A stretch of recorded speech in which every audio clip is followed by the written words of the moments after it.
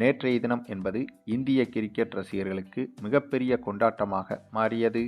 ஆனால் இன்றைய தினம் என்பது இந்திய அணி வீரர்களுக்கு கொண்டாட்டங்களை தாண்டி உச்சக்கட்ட மகிழ்ச்சியாக மாறியிருக்கிறது. அதே சமயம் இந்த ஒட்டுமொத்த உலகத்துக்குமே பேரதிர்ச்சியாகவும் மாறியிருக்கிறது. ஆமாங்க, அதற்கு காரணம் அமெரிக்கா செய்த இந்த ஒரு சம்பவம்தான். நேற்றைய தினம் T20 உலகக்கோப்பை ஃபைனல் மேட்ச் நடைபெற்றது. கடந்த சில நாட்களாகவே நடைபெற்று வந்த இந்த T20 உலகக்கோப்பை தொடர் என்பது நேற்றைய தினம் முடிவுக்கு வந்துவிட்டது. நேற்று நடைபெற்ற இந்த இறுதிப் போட்டியில் இந்திய அணியும் நியூசிலாந்து அணியும் மோதியிருந்தது.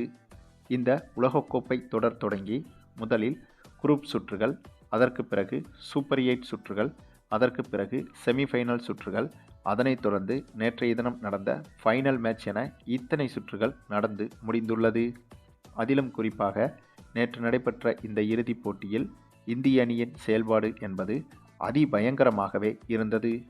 இப்படி ஒரு ஆட்டத்தை அதுவும் இறுதிப் போட்டியில் ஆட முடியுமா என்று கேட்டால் கண்டிப்பாக வேறு ஒரு அணியால் அது சாத்தியமே கிடையாதுங்க.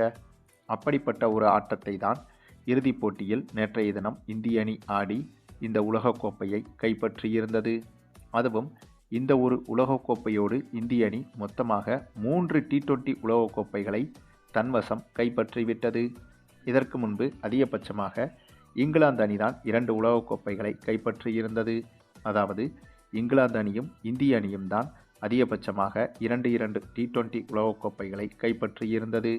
இப்போது நேற்று நடைபெற்ற இந்த போட்டியில் வெற்றி பெற்று 3வது உலகக்கோப்பையை இந்திய அணி கைப்பற்றி T20 உலகக்கோப்பைகளை அதிக முறை வென்ற ஒரே அணி இந்திய அணிதான் என்ற அந்த ஒரு உலக சாதனையையும் இந்த போட்டி மூலமாக இந்திய அணி படைத்துவிட்டது. மேலும் சமீப காலமாகவே நம்முடைய இந்திய T20 அணி என்பது பலம் வாய்ந்த அணியாக இருந்து வருகிறது என்பதை நாம் அடிக்கடி கூறி வருகிறோம். ஏனென்றால் T20 இந்திய அணி என்பது அபிஷேக் சர்மா, இஷான் கிஷான், திலக் வர்மா, சூரியகுமார் யாதவ், ஹார்திக் பாண்டியா, அக்சர் பட்டேல், ஜாஸ்பிரீத் பும்ரா, வருண் சக்கரவர்த்தி என ஏற்கனவே பலம் வாய்ந்த அணியாகத்தான் இருந்து வந்தது.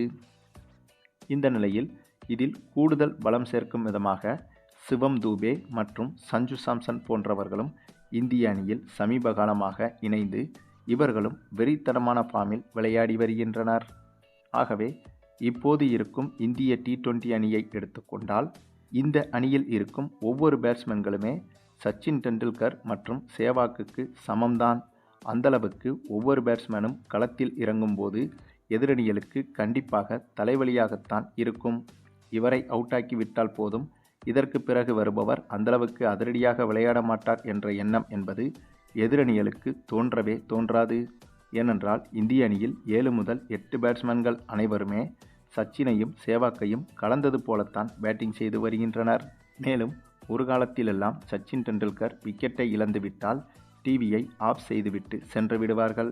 ஆனால் இப்போது இருக்கும் இந்த இந்திய T20 அணியை பொறுத்தவரையில் பேட்டிங் செய்யும் அனைத்து பேட்ஸ்மேன்களுமே சச்சின் டெண்டுல்கரை தாண்டும் அளவுக்கு அதிரடியாகத்தான் விளையாடி வருகின்றனர். அந்தளவுக்கு இந்திய T20 அணி என்பது இப்போது யானை பலமாக வளர்ந்திருக்கிறது. அதற்கு ஒரு உதாரணம்தான் இந்த T20 உலகக்கோப்பையை இந்திய அணி கைப்பற்றியது என்பது. ஏனென்றால் இந்த கோப்பையை கைப்பற்றுவதற்கு இடையூறாக நிறைய புள்ளி விவரங்களும் வரலாறுகளும் இந்திய அணிக்கு எதிராக இருந்தது. நியூசிலாந்து அணிக்கு எதிராக இதுபோன்ற முக்கியமான இறுதிப் போட்டிகளில் இந்திய அணி வென்றதே கிடையாது என்ற புள்ளி விவரமும் வரலாறும் இருந்தது. அதேபோல இந்த போட்டி நடைபெற்ற அகமதாபாத் மைதானத்தில் இதுவரையிலும் எந்த ஒரு இறுதிப் போட்டியிலும் இந்திய அணி வெற்றி பெற்றதே கிடையாது என்ற அந்த ஒரு வரலாறும் இருந்தது. அதேபோல நியூசிலாந்து அணிக்கு எதிரான இதுபோன்ற முக்கியமான இறுதிப் போட்டிகளில் இந்திய அணி வெற்றி பெற்றதே கிடையாது என்ற அந்த ஒரு புள்ளி விவரமும் வரலாறும் இருந்தது. இப்படியாக இன்னும் நிறைய விஷயங்களை சொல்லிக்கொண்டே போகலாம். ஆக அத்தனை விஷயங்களும், அத்தனை வரலாறும், அத்தனை புள்ளி விவரங்களும் இந்திய அணிக்கு எதிராகத்தான் இருந்தது. அப்படி இருந்தும் கூட இந்த போட்டியில் நியூசிலாந்து அணியை போங்கப்பா அங்கிட்டு போய் ஓரமாக விளையாடுங்கப்பான்னு சொல்வதைப் போல இப்படி அடித்து அப்படி தூக்கி எறிஞ்சிருச்சு நம்ம இந்திய அணி. ஆக அந்தளவுக்கு இந்திய அணியின் தற்போதைய பலம் என்பது விஸ்வரூபமாக இருக்கிறது என்பதுதான் இதற்கு காரணமே. ஆகவேதான் இத்தனை புள்ளி விபரங்களும் வரலாறும் இந்திய அணிக்கு எதிராக இருந்த போதும் கூட இந்த போட்டியில் எளிதாக வெற்றி பெற்று 3வது முறையாக இந்திய அணி உலகக்கோப்பையை கைப்பற்றியிருக்கிறது. அது மட்டுமில்லாமல் அந்தளவுக்கு சிறப்பாக விளையாடியதால் தான் இப்போது இந்திய அணி வீரர்கள் கோடிகளில் நனைந்து வருகிறார்கள். ஆமாங்க, நேற்றைய தினம் இந்திய அணி T20 உலகக்கோப்பையை வென்றதன் காரணமாக உலகின் வல்லரசு நாடான நம்பர் 1 நாடான அமெரிக்கா நாடு இப்போது இந்திய அணி வீரர்களுக்கு பரிசுகளை வாரி வழங்கியிருக்கிறது.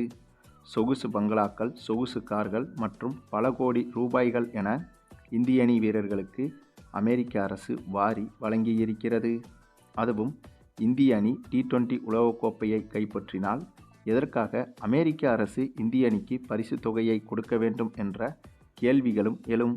இந்த கேள்விகளுக்கு பதில் என்னவென்றால், பொதுவாகவே அமெரிக்க அரசு தன்னை நம்பர் 1 நாடாகவும் ஒட்டுமொத்த நாடுகளுக்கும் தலைவராகவும் தன்னை நிலைநிறுத்தி கொள்ள முயற்சி செய்யும்.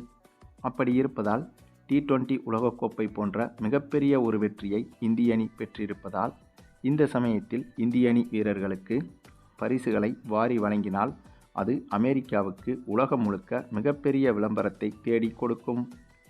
அதேபோல தலைமைத்துவம் அமெரிக்கா என்பதை இது உணர்த்தவும் செய்யும். அது மட்டுமில்லாமல் இப்போது அமெரிக்கா, ஈரான், இஸ்ரேல் இடையே கடுமையான போரும் நடந்து வருகிறது. இந்த போரில் அமெரிக்க போர்க்கப்பல்கள் இந்திய கடல்களில்தான் நிறுத்தி வைக்கப்பட்டுள்ளது.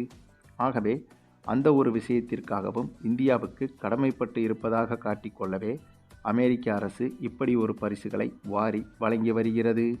அது மட்டுமில்லாமல் நியூசிலாந்துக்கும் அமெரிக்காவுக்கும் இடையே ஏற்கனவே பல பிரச்சனைகள் இருந்து வந்தது. அணு ஆயுத ஒப்பந்த பிரச்சனை என்பது அமெரிக்காவுக்கும் நியூசிலாந்துக்கும் இடையே பரம பகையாக மாறியிருந்தது. ஆனால் கடந்த சில வருடங்களாக அந்த பகை அவ்வளவாக இல்லை.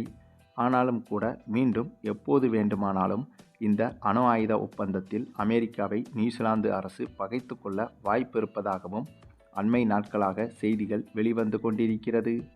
ஆகவே அதனை எச்சரிக்கும் விதமாகவே இப்போது நியூசிலாந்து அணி தோற்றதற்கு இந்திய அணி வீரர்களுக்கு பரிசுகளை அமெரிக்க அரசாங்கம் வாரி வழங்கி வருகிறது. கிட்டத்தட்ட இந்திய அணி வீரர்களுக்கு அமெரிக்க அரசு கொடுத்த இத்தகைய பரிசுத் தொகைகளில் மொத்த மதிப்பு என்ன என்று கணக்கிட்டு பார்த்தால் கிட்டத்தட்ட 648 கோடிகள் வரையிலும் இருக்கலாம் என்றும் சொல்லப்படுகிறது. இவ்வளவு பெரிய தொகை என்பது இந்தியர்களாகிய நமக்கு பெரிய தொகையாக இருந்தாலும் அமெரிக்காவை பொறுத்தவரையில் இது அவ்வளவு பெரிய தொகை ஒன்றும் கிடையாது.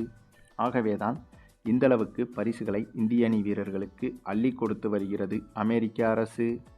சரி, நீங்கள் சொல்லுங்கள், நேற்றைய போட்டியில் இந்திய அணி பெற்ற வெற்றியை பற்றியும் அதற்காக அமெரிக்க அரசு அள்ளி கொடுத்துள்ள இத்தகைய பரிசுகளை பற்றியும் உங்களுடைய கருத்துக்களையும் கமெண்டில் தெரிவிங்க.